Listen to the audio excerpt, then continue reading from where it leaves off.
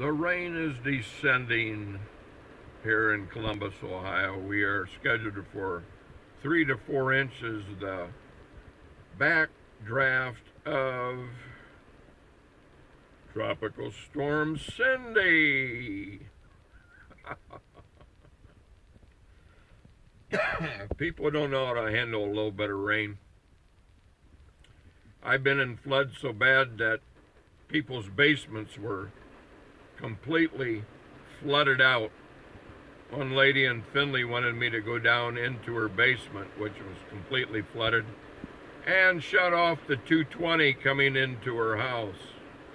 Yeah, I kid you not. This is Bart Fay, HVAC and Plumbing.